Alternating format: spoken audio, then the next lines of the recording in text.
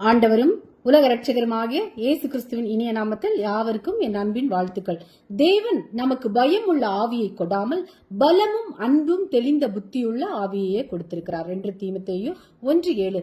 பரிசுத்த ஆவியினாலே அன்றி இயேசுவை கர்த்தர் என்று ஒருவனும் சொல்லக்கூடாதென்றும் உங்களுக்கு தெரிவிக்கிறேன் என்று பவுல் சொல்லுகிறார். நமக்கோ தேவன் அவைகளை தமது ஆவியினாலே வெளிப்படுத்தினார். அந்த ஆவியானவர் எல்லாவற்றையும் தேவனுடைய ஆழங்களையும் ஆராய்ந்திருக்கிறார். மனுஷனில் உள்ள ஆவியை அன்றி மனுஷரில் எவன் மனுஷர் கூறியவைகளை அறிவான்? அப்படி போல தேவனுடைய ஆவியை அன்றி ஒருவனும் தேவனுக்குரியவைகளை அறிய மாட்டான். நாங்களோ உலகத்தின் ஆவியை பெறாமல் தேவனால் எங்களுக்கு அருளப்பட்டவைகளை அறியும்படிக்கு தேவனிலிருந்து புறப்படுகிற பரிசுத்த ஆவியையே பெற்றிருக்கிறோம். அவைகளை நாங்கள் மனுஷ ஞானம் போதிக்கிற வார்த்தைகளாலே பேசாமல் பரிசுத்த ஆவி போதிக்கிற வார்த்தைகளாலே பேசி ஆவிக்குரியவைகளை ஆவிக்குரியவைகளோடு சம்பந்தப்படுத்தி காண்பிக்கின்றோம். ஜென்ம சுபாவமான மனுஷனோ தேவனுடைய ஆவிக்குரியவைகளை ஏற்றுக்கொள்ளான். அவைகள் அவனுக்கு பைத்தியமாக தோன்றும். அவைகள் ஆவிக்கேற்ற பிரகாரமாய் ஆராய்ந்து நிதானிக்கப்படுகிறவர்களானதால் அவைகளை அறியவும் மாட்டான். ஆவிக்குரியவன் எல்லாவற்றையும் ஆராய்ந்து நிதானிக்கிறான், ஆனாலும் அவன் மற்றொருவனாலும் ஆராய்ந்து நிதானிக்கப்படான். நீங்கள் தேவனுடைய ஆலயமாய் இருக்கிறீர்கள் என்றும் தேவனுடைய ஆவி உங்களில் வாசமாய் இருக்கிறார் என்றும் அறியாதிருக்கிறீர்களா? நீங்கள் கிறிஸ்துவனுடையவர்கள், கிறிஸ்து தேவனுடையவர். இப்பொழுதோ கோடாரியானது மரங்களின் வேர் அருகே வைத்திருக்கிறது. ஆகையால் நல்ல கனி கொடாத மரமெல்லாம் வெட்டுண்டு அக்கினியிலே போடப்படும். மத்தேயு 3:10.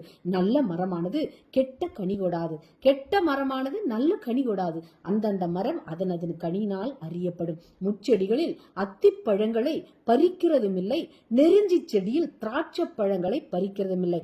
நல்ல மனுஷன் தன் இருதயமாகிய நல்ல பொக்கிஷத்திலிருந்து நல்லதை எடுத்து காட்டுகிறான். பொல்லாத மனுஷன் தன் இருதயமாகிய பொல்லாத பொக்கிஷத்திலிருந்து பொல்லாததை எடுத்து காட்டுகிறான்.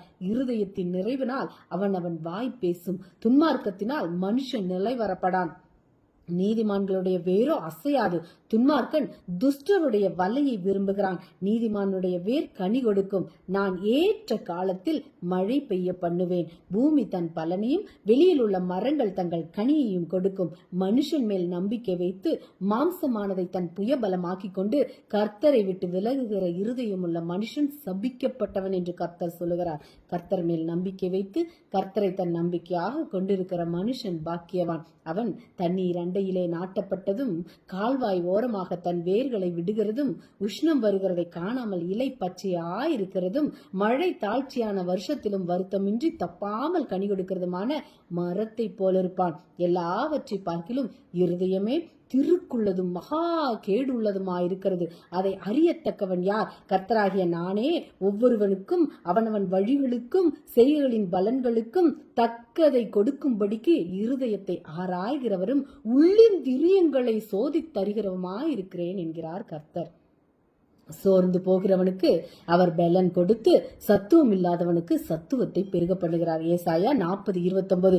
இப்படிப்பட்ட ஊழியத்தை உடையவர்களாகிய நீங்கள் இரக்கம் பெற்றிருப்பதால் சோர்ந்து போகிறதும் இல்லை.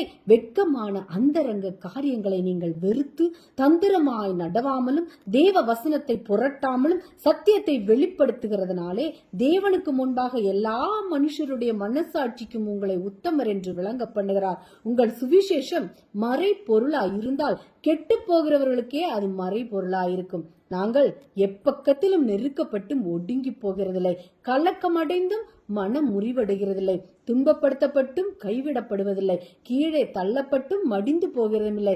என் சாமர்த்தியமும் என் கைபலனும் இந்த ஐஸ்வர்யத்தை எனக்கு சம்பாதித்தது என்று நீ உன் இருதயத்தில் சொல்லிக் கொள்ளாமலும் இருக்க எச்சரிக்கையாயிருந்து கர்த்தர் என் பலனும் என் கேடகமுமாய் இருக்கிறார். என் இருதயம் அவரை நம்பி இருந்தது, நான் சகாயம் பெற்றேன். ஆகையால் என் இருதயம் களி கூறுகிறது, என் பாட்டினால் அவரை துதிப்பேன். இதோ தேவனே என் ரட்சிப்பு, நான் பயப்படாமல் நம்பிக்கையாயிருப்பேன். கர்த்தராகிய யெகோவா என் பலனும் என் கீதமுமானவர், அவரே எனக்கு ரட்சிப்புமானவர். கொடூரமானவர்களின் சீரல் மதிலை மோதியடிக்கிற பெரு வெள்ளத்தை போல் இருக்கையில் நீர் ஏழைக்கு பலனும், நெருக்கப்படுகிற எளியவனுக்கு திடனும், பெருவெள்ளத்துக்கு தப்பும் அடைக்கலமும், வெயிலுக்கு ஒதுங்கும் நிழலும் ஆனீர். இளைஞர் இலைப்படைந்து சோர்ந்து போவார்கள், வாலிபரும் இடறி விழுவார்கள். கர்த்தருக்கு காத்திருக்கிறவர்களோ புது பலன் அடைந்து கழுகுகளைப் போல செட்டைகளை அடித்து எழும்புவார்கள். அவர்கள் ஓடினாலும் இலைப்படையார்கள், நடந்தாலும் சோர்ந்து போவார்கள். கர்த்தர் ராஜரீகம் பண்ணுகிறார், பூமி பூரிப்பாகி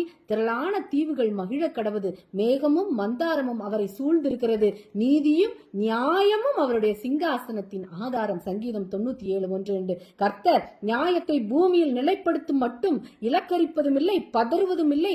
அவருடைய வேதத்துக்கு தீவுகள் காத்திருக்கும். கர்த்தரின் சந்ததியானது ஜாதிகளின் நடுவிலும், அவர்கள் சந்தானமானது ஜனங்களின் நடுவிலும் அறியப்பட்டிருக்கும். அவர்களை பார்க்கிற யாவரும் அவர்கள் கர்த்தரால் ஆசீர்வாதம் பெற்ற சந்ததி என்று அறிந்து கொள்வார்கள். கர்த்தருக்குள் பூரிப்பாய் மகிழுகிறேன், என் தேவனுக்குள் என் ஆத்துமா கலிகூர்ந்திருக்கிறது. மணவாளன் ஆபரணங்களினால் தன்னை அலங்கரித்துக் கொள்ளுகிறதுக்கும், மணவாட்டி நகைகளினால் தன்னை சிங்காரித்துக் கொள்ளுகிறதுக்கும் ஒப்பாக அவர் ரட்சிப்பின் வஸ்திரங்களை எனக்கு உடுத்தி நீதியின் சால்வை எனக்கு தரித்தார் என்கிறார் ஏசாயா. தேவரீர் ஜனங்களை நிதானமாய் நியாயம் தீர்த்து பூமியில் உள்ள ஜாதிகளை நடத்துவீர். அதனால் ஜாதிகள் சந்தோஷித்து கம்பீரத்தோட மகிழ கடவர்கள். மனுஷனை நம்புவதை பார்க்கிலும் கர்த்தர் பேரில் பற்றுதலாய் இருப்பதே நலம். பிரபுக்களை நம்புவதை பார்க்கிலும் கர்த்தர் பேரில் பற்றுதலாய் இருப்பதே நலம். நீதிமான்களுடைய கூடாரங்களில் ரட்சிப்பின் கம்பீர சத்தம் உண்டு. கர்த்தரின் வலதுகரம் பராக்கிரமம் செய்யும். வருங்காரியங்களை என்னிடத்தில் கேளுங்கள். என் பிள்ளைகளை குறித்தும் என் கரங்களின் கிரியைகளை குறித்தும் எனக்கு கட்டளையிடுங்கள். ஏசாயா 45:11. கர்த்தர் காலங்களையும் சமயங்களையும் மாற்றுகிறவர், ராஜாக்களை தள்ளி ராஜாக்களை ஏற்படுத்துகிறவர். ஞானிகளுக்கு ஞானத்தையும் அறிவாளிகளுக்கு அறிவையும் கொடுக்கிறவர். விசுவாசத்தினாலே ஈசாக்கு வருங்காரியங்களை குறித்து யாக்கோபையும் ஏசாவையும் ஆசீர்வதித்தான். ஆபத்து வருங்காலத்திலும் கலகமும் யுத்தமும் வருங்காலத்திலும் பிரயோகிக்கும்படி நான் அவைகளை வைத்திருக்கிறார். கர்த்தர் மூடன் என்றாலும் ஞானி என்றாலும் என்றைக்கும் நினைவில் இருப்பதில்லை. இப்பொழுது இருக்கிறதெல்லாம் வருங்காலத்தில் மறக்கப்பட்டு போம். மூடன் எப்படி சாகிறானோ அப்படியே ஞானியும் சாகிறான். நன்மை செய்யவும் நற்கரியைகளில் ஐஸ்வர்யவான்களாகவும் தாராளமாய் கொடுக்கிறவர்களும் உதாரண குணம் உள்ளவர்களாய் இருக்கவும் நித்திய ஜீவனை பற்றி கொள்ளும்படி வருங்காலத்துக்காக தங்களுக்கு நல்ல ஆகாரத்தை பொக்கிஷமாக வைக்கவும் அவர்களுக்கு கட்டளையிட்டிருக்கிறார். உன்னதமானவர் மனுஷருடைய ராஜ்யத்தில் ஆளுகை செய்து தமக்கு சுத்தமாய் இருக்கிறவனுக்கு அதை கொடுக்கிறார் என்பதை நீர் அறிந்து கொண்டு மட்டும் 7 காலங்கள் உம்முடைய பேரில் கடந்து போக வேண்டும். ஜலப்பிரளயம் வந்து அனைவரையும் வாரி கொண்டு போக மட்டும் உணராதிருந்தார்கள். அப்படியே மனுஷகுமாரன் வருங்காலத்திலும் நடக்கும். தேவன் தாமே இந்த வார்த்தைகளின் மூலம் உங்களை ஆசீர்வதிப்பாராக. நீங்கள் ஆசீர்வதிக்கப்பட்டவர்கள். அல்லேலூயா.